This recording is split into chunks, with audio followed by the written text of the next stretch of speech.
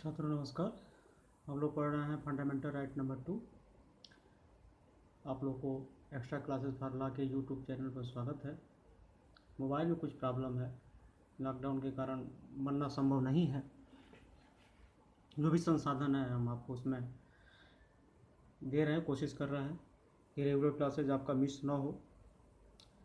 हम लोग fundamental right number 2 पढ़ रहे हैं। फंडामेंटल राइट नंबर 2 आर्टिकल 19 से लेकर के 22 तक है। इसमें हम लोग आर्टिकल 19 में 19 क्लास 1A पढ़ चुके हैं। 91 है fundamental of freedom of speech and expression, वाक एवं अभिव्यक्ति की स्वतंत्रता। इसमें 6 है, इसके बारे में डिस्कस हो चुका है इसमें इसके पहले वाले क्लास में। इसमें हम लोग पढ़ेंगे, आज नेक्स्ट क्लास होगा इसमें हमारा। इसमें पढ़ेंगे हम लोग फ्रीडम ऑफ प्रेस, प्रेस की स्वतंत्रता। बहुत ज़्यादा इम्पॉर्टेंट है, एग्जाम में इससे क्वेश्चन आते हैं प्रेस की स्वतंत्रता के संबंध में।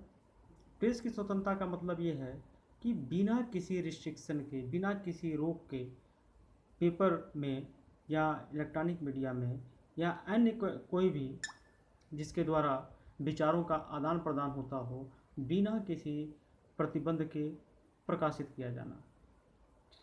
प्रेस की स्वतंत्रता के बारे में सबसे पहले जो केस आया, साकल पेपर्स लिमिटेड बनाम भारत संघ। इस केस में कहा गया कि वाक एवं अभिव्यक्ति की स्वतंत्रता के अंतर्गत प्रेस की स्वतंत्रता भी शामिल है, क्योंकि समाचार पत्र व्यक्ति के विचारों को व्यक्त करने का एक माध्यम है। हम सरकार क्या कर रही है या कोई व्यक्ति क्या कर रहा है, इसको हम प्रेस के माध्यम से, पेपर के माध्यम से हम जान सकते हैं कि सरकार क्या कर रही है। जहाँ आप प्रेजेंट टाइम में देखिए, कोरोना का समय है, कितना कोरोना आज है, कितना कल था, ये हम लोग किसके माध्यम से जान रहे हैं प्रेजेंट टाइम में? इलेक्ट्रॉनिक मीडिया, टीवी, रेडियो या अन्य किसी साधन के द्वारा, जो भी प्रेस का हो उसके द्वारा हम जान रहे हैं। चाइना पर तमाम आरोप लग रहे हैं कि चाइना के द्वारा खबरें छुपाई जाती है, क्योंकि वहाँ पर फ्रीडम ऑफ प्रेस नहीं है, इसलिए वहाँ पर छुपा दी जाती है। इससे संभावना है कि वहाँ का रिपोर्ट सही नहीं। लेकिन भारत में फ्रीडम ऑफ प्रेस है। ये फ्रीडम ऑफ प्रेस की राइट साकल पेपर लिमिटेड बनाम भारत संघ के बाद में दिया गया था।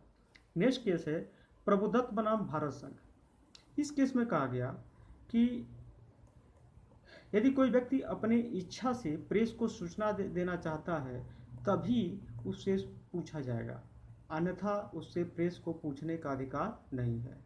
इसके पहले आपने जान चुका है, जानने का अधिकार, राइट टू नो, जानने का अधिकार है, लेकिन किसी व्यक्ति से प्रेस को जबरदस्ती जानने का अधिकार नहीं है। अगर व्यक्ति बताना चाहता है तभी उसे व्यक्ति पेपर वाले जान सकते हैं, अन्यथा नहीं जान सकते हैं।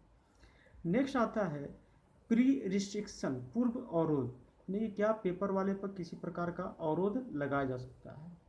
तो हमने शुरू में बताया आपको कि प्रेस की स्वतंत्रता का मतलब ही है कि बिना किसी रिस्ट्रिक्शन के, बिना किसी प्रतिबंध के विचारों का आदान प्रदान करना। इसके संबंध में केस है साकल पेपर लिमिटेड बनाम भारत संघ। इस केस की फैक्ट यह थी कि सरकार ने एक एक्ट बनाया जिसका नाम था दैनिक समाचार कीमत एवं पृष्ठ आदेश 1960। इसके द्वारा सरकार ने आदेश दिया कि कोई भी समाचार पत्र पेपरों का पृष्ठ संख्या नहीं बढ़ाएगा। यानी कि सरकार ने पेपरों की पृष्ठ को निर्धारित कर दिया और कहा कि आप कीमत तो बढ़ा सकते हैं लेकिन पृष्ठ नहीं बढ़ा सकते हैं। इसका प्रभाव ये हुआ कि पेपरों का, जो समाचार पत्र थे, उनका विक्रय कम हो गया। और उनका यह तर्क था न्यायालय में कि अगर हम पेपर की कीमत बढ़ाएंगे और पृष्ठ नहीं बढ़ाएंगे तो कोई हमारा पेपर खरीदेगा नहीं। सरकार ने न्यायालय में यह तर्क रखा कि इस प्रकार अखबारों में छपने से, चूँकि पेड़ों को काट करके पेपर बनाए जाते हैं, तो पेड़ों का नुकसान हो रहा है। और ये अखबार वाले, इनका कार्य न्यूज देना और ये तमाम विज्ञापन देते रहते हैं, तो विज्ञापनों पर रिस्ट्रिक्शन लगाने के लिए, अवरोध लगाने के लिए यह प्रतिबंध लगाया गया है। लेकिन न्यायालय ने इसे नहीं माना, कहा कि आप किसी प्रकार का अवरोध लगाएंगे तो उसे प्रेस की स्वतंत्रता का हनन माना जाएगा और वह संवैधानिक होगा। तो हम लोग देखा इस केस में कि पेपर पर किसी प्रकार का रिस्ट्रिक्शन नहीं लगाया जा सकता। नेक्स्ट आता है अनुच्छेद 19 का प्रभाव, इफेक्ट ऑफ आर्टिकल 19। तो आर्टिकल 19 में हम लोगों ने freedom of speech and expression देखा, अन्य भी देखा। Article 19 class 1B 1C D E F को निरस्त किया गया है। ये तमाम चीज़ें हम लोग पढ़ चुके हैं। 19 का प्रभाव ये पढ़ा, केस है राजगोपाल